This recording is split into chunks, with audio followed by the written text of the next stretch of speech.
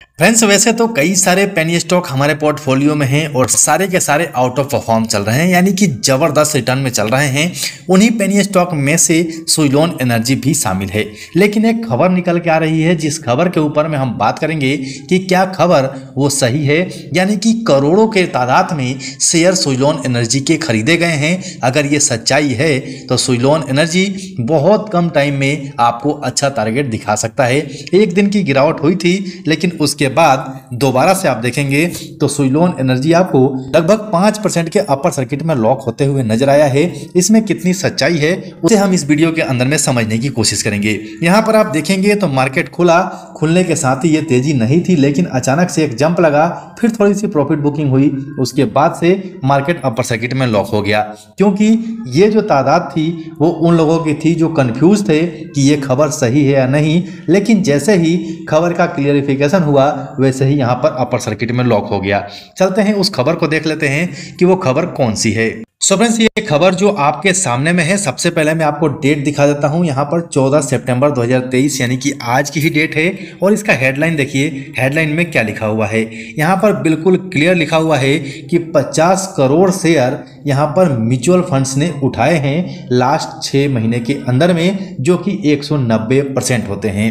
तो इस पूरे न्यूज को हम नहीं पढ़ेंगे क्योंकि ऊपर का हेडलाइन ही हमारे लिए बहुत काफी है। चलते हैं क्लियरफाई करते हैं कि ये न्यूज सही है। वैसे तो जो न्यूज निकल के आ रही है, जिस संस्था से निकल के आ रही है, यानी कि द इकोनॉमिक्स टाइम्स की तरफ से निकल के आ रही है, इसके ऊपर हम शक नहीं कर सकते, लेकिन फिर भी हमारा काम है इसे क्लियरिफाई करना, वास्तव में ऐसा हुआ भी है या नहीं। सो फ्रेंड्स, फाइनली हम आ चुके हैं स्कैनर के ऊपर में और यहाँ से हम सीधे चलते हैं इसके शेयर होल्डिंग पैटर्न के ऊपर में और वहां से देखेंगे कि यहाँ पर कुछ बदलाव हुआ भी है या नहीं हुआ है, वो हमें यहाँ पता चल जाएगा।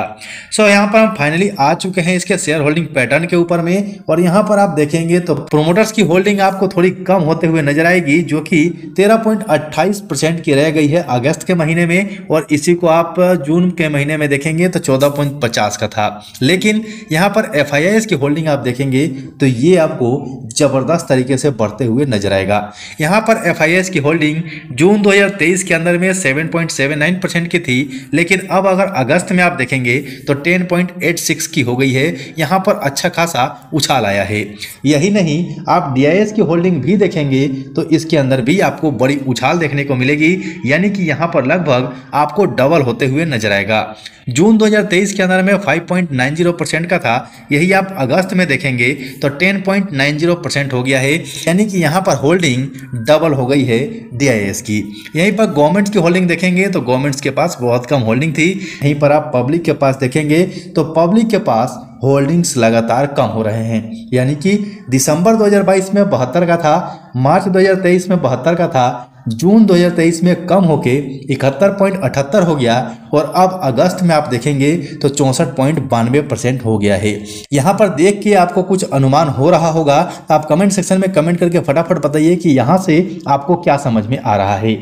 जहाँ तक मेरी समझ है तो यहाँ पर जो पब्लिक के पास होल्डिंग है, इस होल्डिंग को चुराया जा रहा है, यानी कि पब्लिक के हाथ से इस होल्डिंग को निकाल रही है FII और DII। आपके हिसाब से क्या है, आप कमेंट सेक्शन में कमेंट करके पक्का बताइए, ताकि अपने स्टॉक से फैमिली को भी पता चले। और मेरा रिक्वेस्ट आपसे यही रहेगा कि अगर आपने होल्डिंग बना रखी है तो लंबे टाइम का नजरिया रखिए और लगातार होल्डिंग बना कर रखिए। मेरे हिसाब से इस कंपनी का फ्यूचर ब्राइट है, आने वाले टाइम में आपको अच्छा रिटर्न देगा। सो फ्रेंड्स, ये मेरा अनुमान है, आप अपना एनालिसिस करने के बाद ही अपने पैसे को इन्वेस्ट कीजिएगा। ये जानकारी आप तक पहुंचानी थी, इसीलिए वीडियो रिकॉर्ड किया गया है। वीडियो अच्छा लगा हो तो लाइक कर दीजिएगा, चैनल पर नए हैं तो चैनल को सब्सक्राइब करके बेल आइकन जरूर दबा लीजिएगा। अभी के लिए वीडियो में इतना ही, फिर मिलते हैं अगले वीडियो में।